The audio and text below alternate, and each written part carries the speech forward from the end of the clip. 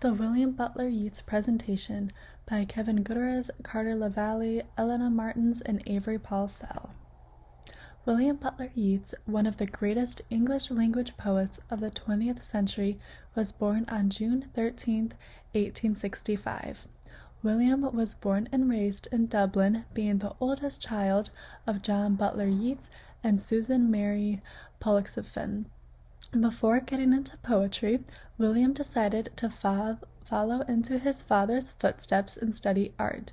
Yeats was studying art at the Metropolitan School of Art in Dublin, where he published his first poems in the mid-1800s.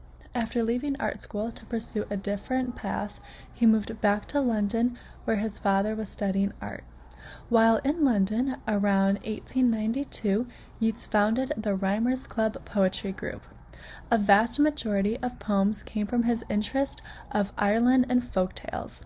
An example of this work could be The Wanderings of Oisin and other poems.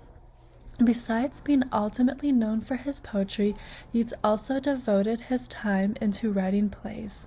William worked with others to write plays such as Kathleen Ni Houlihan and On Bailey Strand.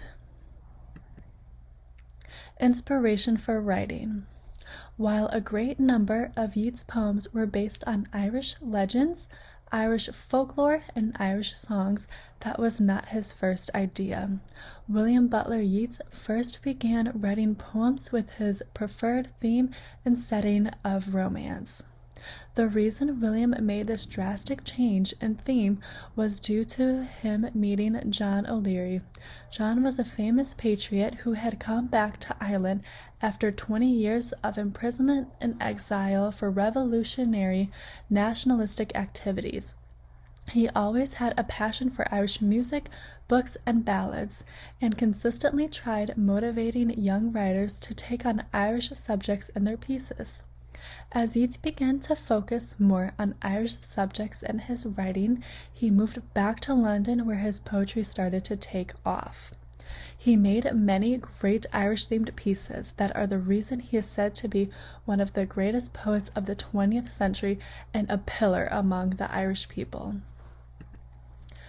Two major events happened during his lifetime: World War I and the Irish War of Independence. In the midst of the most gruesome, horrific war Europe has seen, the people are left shocked and countries in chaos. Yeats contributes his take in the poem The Second Coming. This depicts the world around him and what is to be expected after the Great War.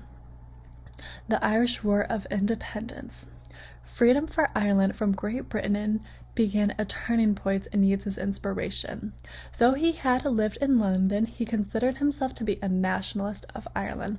One of his most popular works from this time is The Lake Isle of Innisfree. It describes the Irish geography and mythology in a beautiful way that expresses his love for the country. Other of these poems from that time include September 1913 and Easter 1916.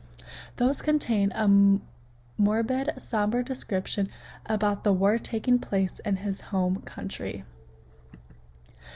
The Irish War of Independence lasted from 1916 to about 1922. During this time, Yeats produced many of his most famous poems about Irish folk tales, the countryside, and his love for the country. These poems have inspired many of the people to stand up against the British rule and become involved in the Revolution. After the wars. After World War I and the Irish War ended, Yeats was selected to be a senator in the Dáil Éireann by the Free State government. He won a Nobel Prize in Literature in 1923 for his actions with the Catholic Church and the Protestants of the North. A few years later, he worked with Irish fascist Eoin O'Duffy to make marching songs for him. All this time, while he was married to Georgie, he was having multiple affairs with other women. However, he still remained married with Georgie. Most renowned poems from William B. Yeats. From the various poems Yeats has done, a select few have gotten recognized more than others. A few of them would be The Stolen Child as well as The Second Coming. The Stolen Child. This poem's themes come from a Celtic legend about fairies stealing a child and replacing it with a changeling. Yeats used this myth as his theme to demonstrate his desire to return innocence back to society. This poem's setting takes place on an island, which symbolizes the separation of the real world and freedom. The whole plot of this poem by Yeats was the metaphor for the return of innocence. This deep meaning in his poem is what casted it to be so famous. The Second Coming. The main idea of Yeats's The Second Coming, as mentioned in a previous slide, is based on how he believes the current world is on its path to destruction, and that a new ominous world will emerge after World War I. His use of violent imagery is what really captivates the reader and made this poem one of his most famous. An example of this imagery used during the poem would be a shape with a lion body and the head of a man, somewhere in the sands of the desert, and is moving its slow thighs. He used these pieces of imagery to create a clear picture of the vicious beast in this poem.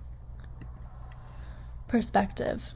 In 1917, Yeats married a girl that broadened his writing skills. His wife, Georgie Hyde-Lees, helped expand his view on nature around him and influenced him to write with different perspectives.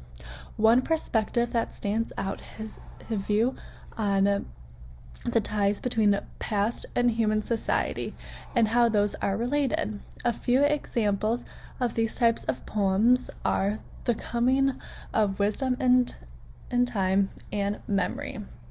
His poem Memory says, "One had a lovely face, and 2 or 3 had charm, but charm and face were in vain, because the mountain grass cannot but keep form where the mountain hare has lain."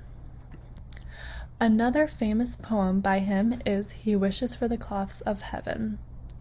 "Had I the heavens embroidered cloths, inwrought with golden and silver light, the blue and the dim of the dark cloths, of night and light and the half-light, I would spread the cloths under your feet, but I, being poor, have only my dreams. I have spread my dreams under your feet. Tread softly, because you tread on my dreams."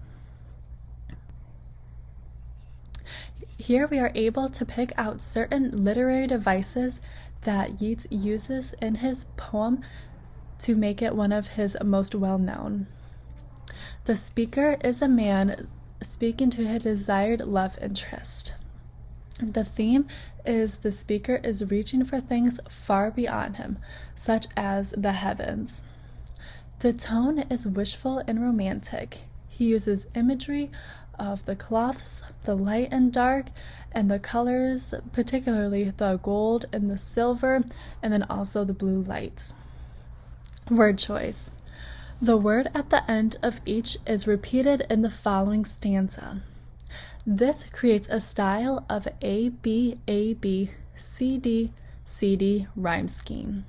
His inspiration was Mad Gone, a woman who Yeats was madly in love with, but she would not marry him despite him asking several times.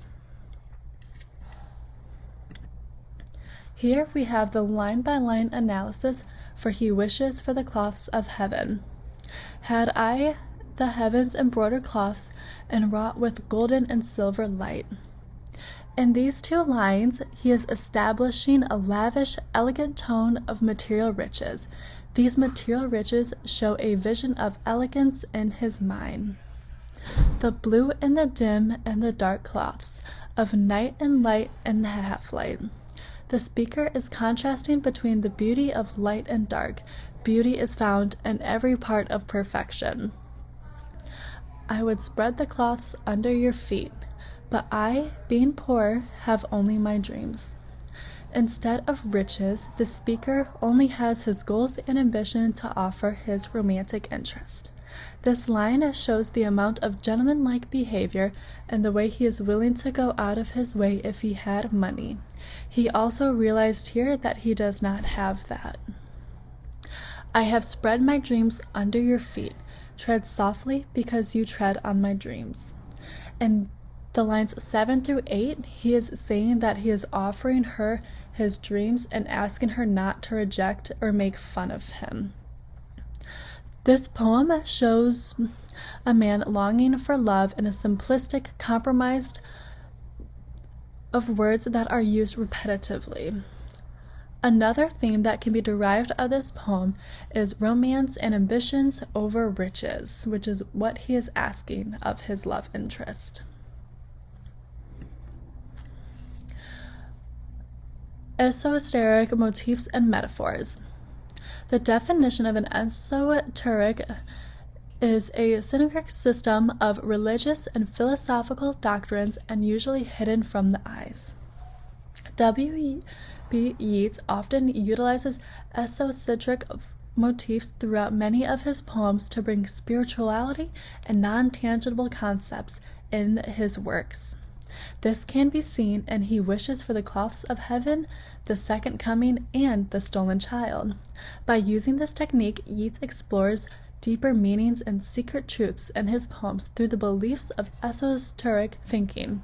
Though Irish are considered to be strictly Catholic, Yeats follows along with these philosophies and doctrines, which are expressed in his seemingly more religious poems.